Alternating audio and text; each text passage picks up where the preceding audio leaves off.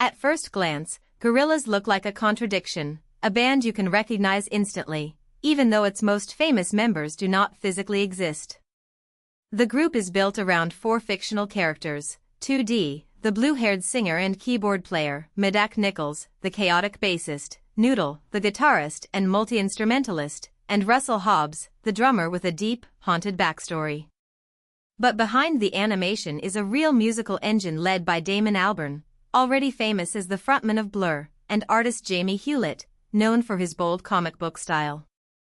Together, they created something that was not just a side project, not just a gimmick, and not just a band with cartoons attached.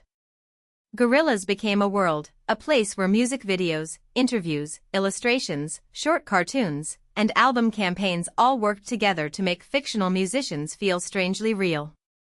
Gorillaz formed in 1998, at a moment when popular music and pop culture were changing quickly.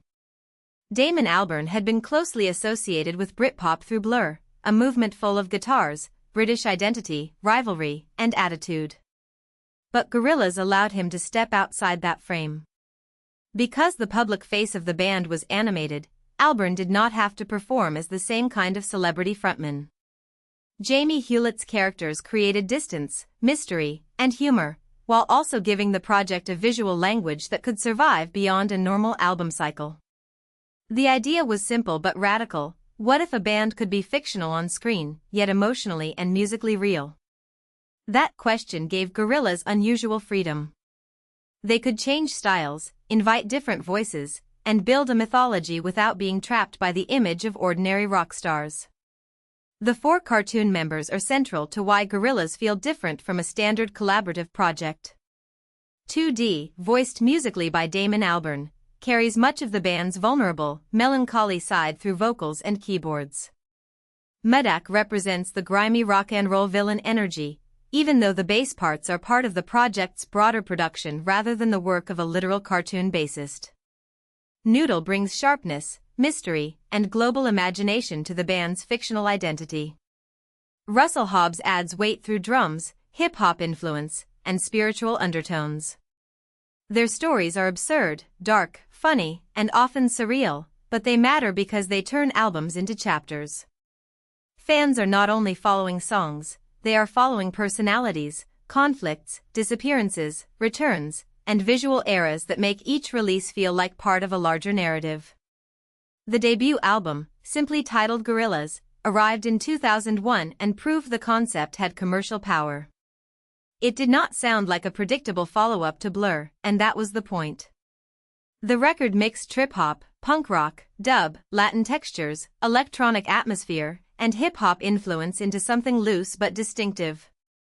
Its breakthrough single, Clint Eastwood, became the defining introduction, a half-lazy, half-hypnotic track built around Albarn's ghostly chorus and a memorable rap performance. The song's animated video gave audiences the full package at once: catchy music, strange characters, eerie humor, and a visual identity unlike anything else on television. The album went triple platinum in the United Kingdom and double platinum in Europe, showing that the project was not a novelty act. Gorillaz had turned experimentation into a mainstream phenomenon. If the debut proved Gorillaz could work, Demon Days turned them into one of the most important alternative pop projects of the 2000s. Released in 2005, the album was darker, more cinematic, and more focused. It captured a mood of anxiety, urban decay, political unease, environmental dread, and emotional exhaustion.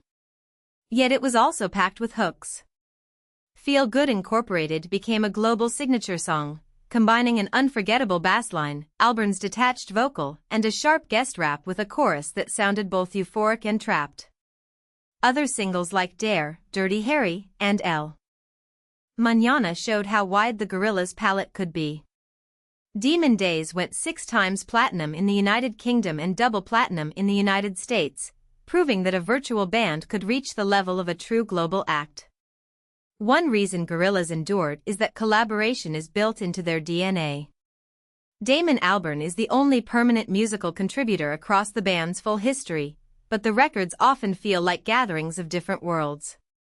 Hip-hop artists, soul singers, electronic musicians, rock performers, and international guests can all enter the Gorillaz universe without breaking it. The fictional band format actually makes those shifts easier to accept.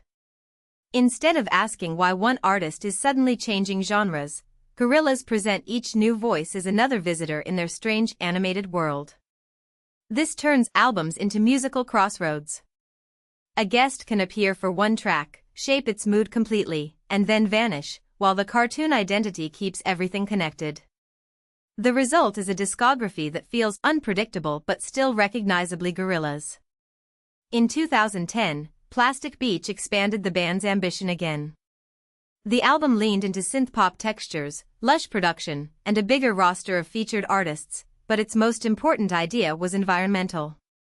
Plastic Beach imagined a polluted, artificial island made from the waste of modern life.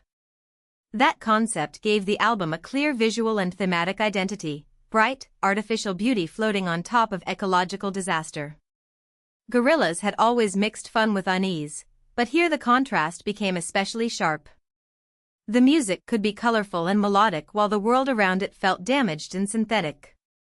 Plastic Beach showed that the virtual band format could handle more than character comedy or genre play. It could also hold a concept album about consumer culture, environmental collapse, and the strange emptiness of luxury. The same year, Gorillaz released The Fall, a very different kind of project. Recorded during the Escape to Plastic Beach tour, mainly on Damon Albarn's iPad, it captured the feeling of movement rather than the polish of a major studio album. That origin matters because it shows another side of Gorillaz. Beneath the huge animations, elaborate lore, and famous collaborators, the project can also be spontaneous. The Fall feels like a travel diary, shaped by hotel rooms, road fatigue, and passing impressions. It was released on Christmas Day in 2010, giving fans a surprise document of a band in motion. While it may not have had the same blockbuster presence as Demon Days or Plastic Beach, it reinforced that Gorillaz were not limited to one production style or release model. After several years away from full studio albums, Gorillaz returned in 2017 with Humans. The album arrived in a changed world, and its crowded guest list made it feel like a party happening near the edge of disaster. Rather than centering only on Albarn's voice, Humans leaned heavily into collaboration, with many artists helping create a restless, club-like atmosphere. Around this period, Remy Kabaka Jr., who had provided the voice of Russell Hobbs for over a decade, became a permanent percussionist and music producer for the band in 2015. That detail is important because it shows how the fictional and real sides of Gorillaz can overlap. Someone who helped give life to a character also became part of the project's actual musical structure. Gorillaz were evolving both on screen and behind the scenes. The follow-up, The Now Now, arrived in 2018 and moved in the opposite direction from Humans. Where Humans felt crowded and guest-heavy, The Now Now focused more closely on Damon Albarn's own presence. The result was smoother, more reflective, and more emotionally direct. It reminded listeners that Gorillaz can be maximalist or minimal, collaborative or personal, conceptual or intimate. This flexibility is one of the band's greatest strengths. Because the project is not tied to one lineup in the traditional sense, each album can adjust the balance between character, guest, artists, and Albarn's songwriting. The Now Now also helped underline the melancholy running through much of Gorillaz' music. Even when the visuals are playful or absurd, the songs often carry loneliness, drift, and a sense of modern disconnection. In 2020, Gorillaz adapted again with Song Machine, a music-based web series built around standalone singles and accompanying videos. This was a perfect format for the band because Gorillaz had always lived across media. Instead of waiting for a traditional album rollout, fans could receive episodes, each with its own guest, sound, and visual identity. The project eventually culminated in the album Song Machine, Season 1, Strange Times. It felt modern not just because it used the internet effectively, but because it matched how audiences increasingly experience music, one drop at a time, one collaboration at a time, one video moment at a time. Gorillaz had begun as a virtual band before virtual identity became normal. Song Machine showed that the concept still made sense in the streaming era. The later albums continued to refine the Gorillaz formula rather than abandon it. Cracker Island, released in 2023, received generally positive reviews and was often seen as a cleaner, more focused version of the band's familiar style. Then the Mountain, released in 2026, drew musical and thematic inspiration from India and was critically acclaimed, with several reviewers regarding it as the band's strongest work in years. Taken together, these records show why Gorillaz have lasted so long.